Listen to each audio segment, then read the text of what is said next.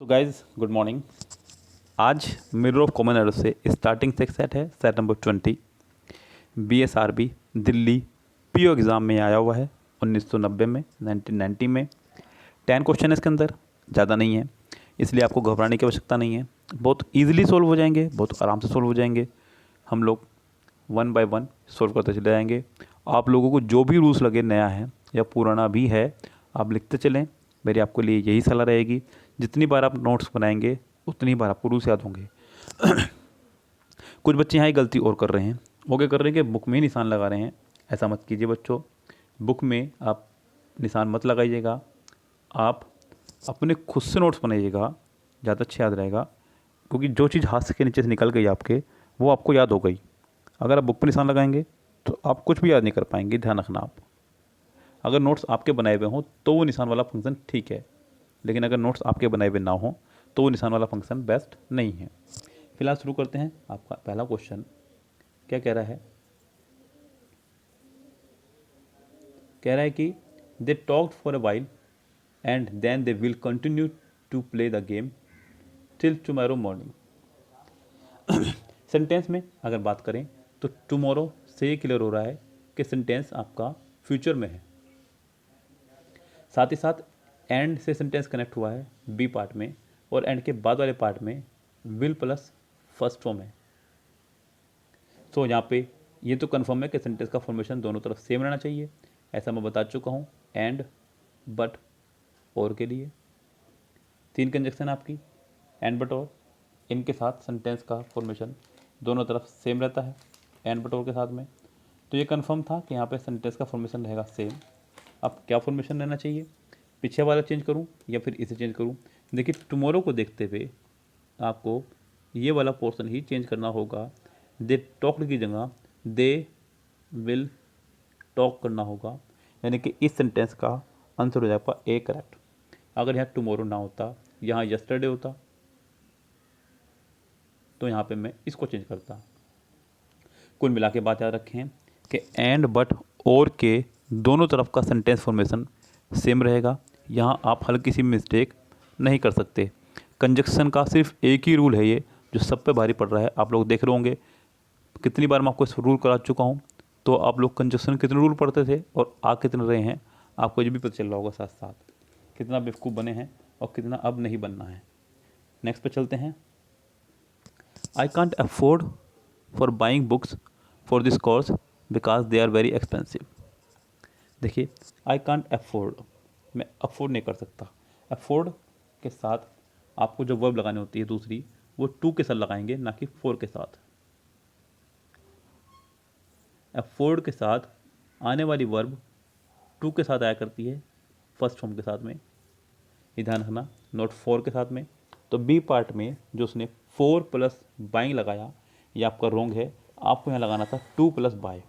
I can't afford to buy, I can't afford to buy books for this course because they are very expensive.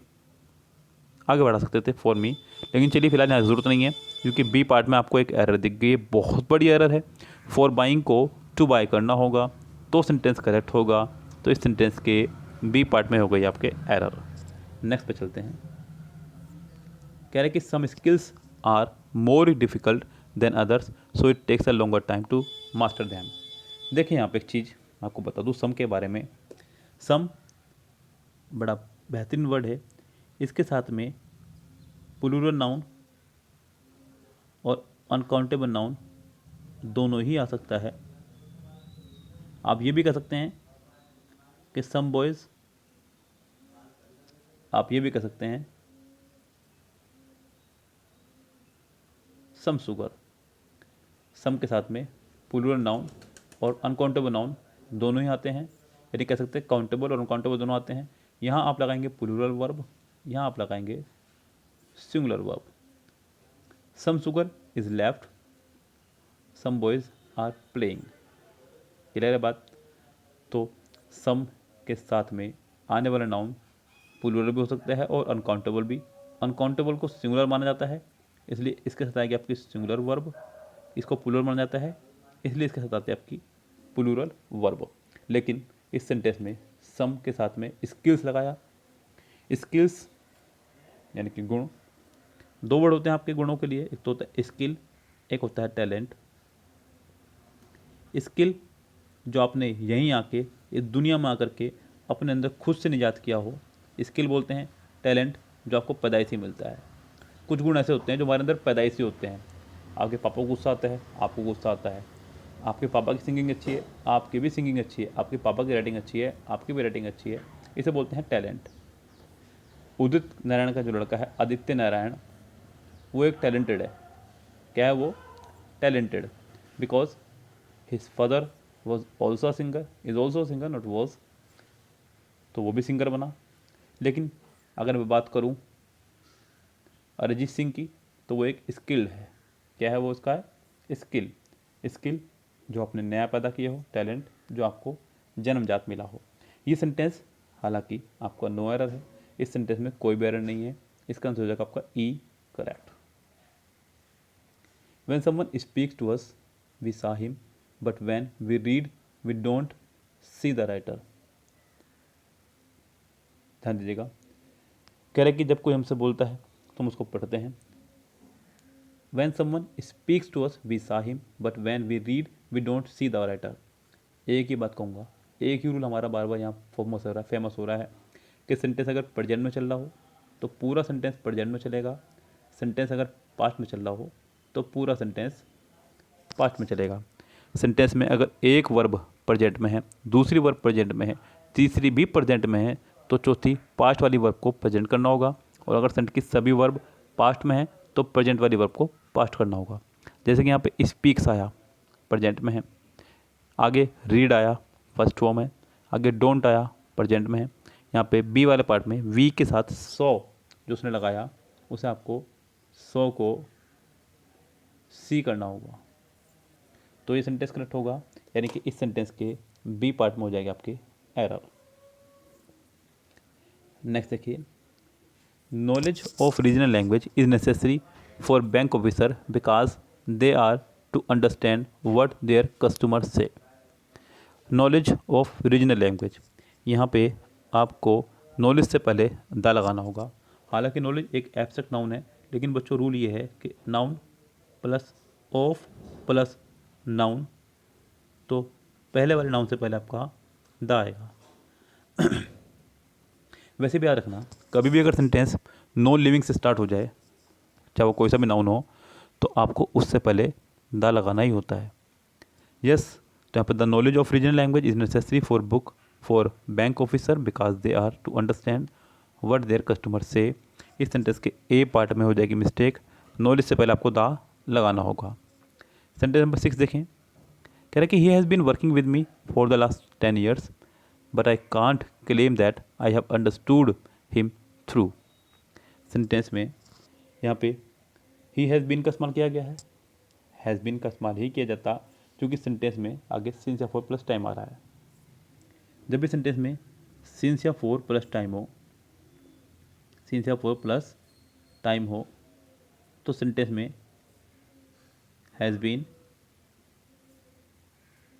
Have been या had been में से कोई भी एक आएगा, साथ में आईएनजी।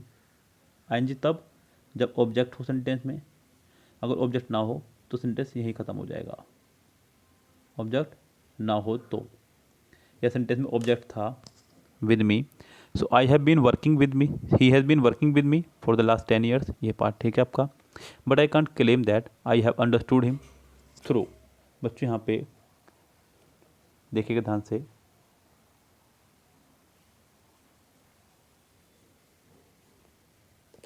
जो डी पार्ट में उसने लगाया थ्रू, THOROUGH, ये आपका एक एडजेक्टिव है, जबकि आपने इसे इस्तेमाल किया है वर्ब के लिए, अंडरस्टूड के लिए, और वर्ब को क्वालिफाई करने के लिए इस्तेमाल करते हैं एडवर्ब का। आप इसे एडवर्ब बनाइए, और मैंने आपको बताया हुआ है कि एडजेक्टिव को एडवर्ब बनाने के लिए हमें उसमें लगाना होता है LY। क्या लगाना होगा? LY। तो इस सेंटेंस में डी पार्ट में थोरो को थोरोली करना होगा, तो सेंटेंस आपका करेक्ट होगा। यानी कि इस सेंटेंस का हो जाएगा आपका डी ऑप्शन करेक्ट, यानी कि इसके डी पार्ट में हो जाएगी आपके एरर। नेक्स्ट पे चलिए, sentence number 7, since she was not aware of the effect she might has done that work. बच्चों यहाँ पे कह रहा है कि since she was not aware of the effect, सी के साथ वॉज लगाया, अवेयर के साथ ऑफ आता है, सब कुछ ठीक है, लेकिन सी पार्ट में माइट के साथ में हैज़ लगाया, ये मुझे हजम नहीं हुआ।